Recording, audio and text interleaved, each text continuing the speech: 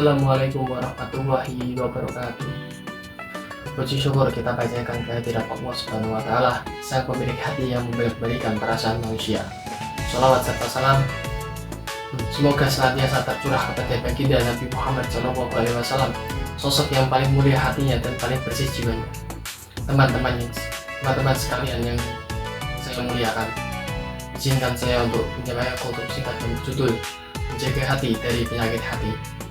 Dalam sebuah hadis yang sangat populer, Rasulullah SAW menekankan bahwa di dalam tubuh manusia terdapat segumpal daging, yaitu hati. Jika hati ini baik, maka baiklah seluruh raga, dan jika hati ini rusak, maka rusaklah semuanya. Itulah pentingnya menjaga hati. Namun, tantangan terbesar kita hari ini adalah bagaimana menjaga hati dari penyakit hati yang seringkali menyerang secara halus melalui keseharian kita. Yang pertama, ada fenomena penyakit hati di era modern. Penyakit hati seperti iri, dengki, dan ria sekarang sudah dekat dengan kita. Di zaman sekarang, kita sering terjebak dalam perbandingan dengan orang lain di media sosial. Kita membandingkan hal-hal yang sulit dalam hidup kita dengan hal-hal yang indah yang ditampilkan orang lain. Ini membuat kita merasa tidak puas dengan apa yang kita miliki.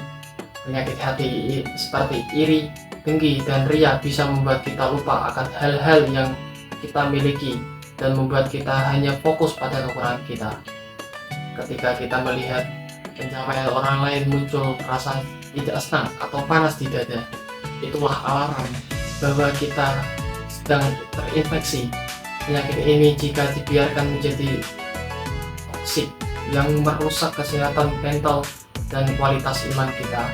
Kita menjadi sibuk mencari validasi manusia hingga lupa mencari ridho Sang Pencipta. Yang kedua, menjaga hati di tengah kecewaan.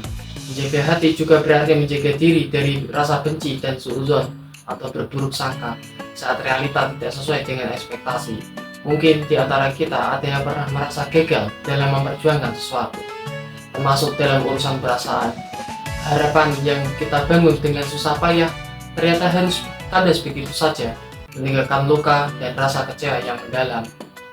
Dalam fase ini, penyakit hati seperti dendam atau menyalahkan takdir seringkali mengintai.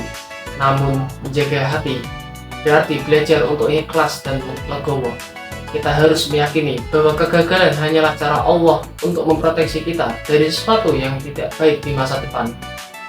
Jangan biarkan hati kita menjadi mati atau penuh kebencian hanya karena satu kekecewaan yang kita alami. Yang ketiga, ada strategi memperkuat imunitas hati.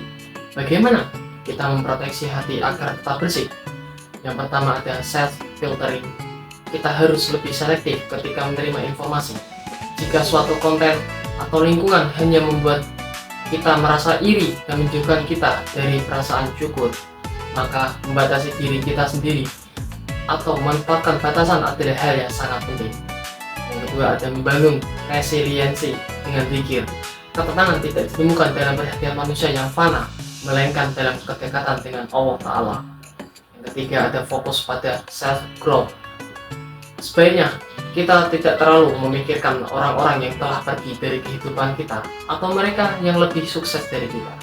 Lebih baik kita fokus pada memperbaiki diri kita sendiri agar kita dapat menjadi pribadi yang lebih berkualitas. Dengan cara ini, kita dapat meningkatkan kualitas hidup kita dan meraih kesuksesan kita sendiri. Self-growth adalah tentang memperbaiki diri kita sendiri, bukan membandingkan diri kita dengan orang lain. Jadi, mari kita fokus pada self-growth, menjadi pribadi yang lebih baik setiap harinya. Kesimpulannya, menjaga hati dari penyakit hati adalah bentuk perjuangan untuk mempertahankan kewarasan iman. Jangan biarkan luka masa lalu atau pencapaian orang lain merampas kebahagiaanmu hari ini. Datanglah kepada Allah dengan qalbun salim, hati yang bersih, tenang, dan selamat dari segala penyakit yang merusak. Demikian kultum singkat yang bisa saya sampaikan. Semoga Allah Subhanahu wa Ta'ala senantiasa menguatkan dan menyucikan hati kita semua. Maaf apabila ada salah tutur kata. Malam-malam terima kasih. Cukup sekian dan terima kasih. Wassalamualaikum warahmatullahi wabarakatuh.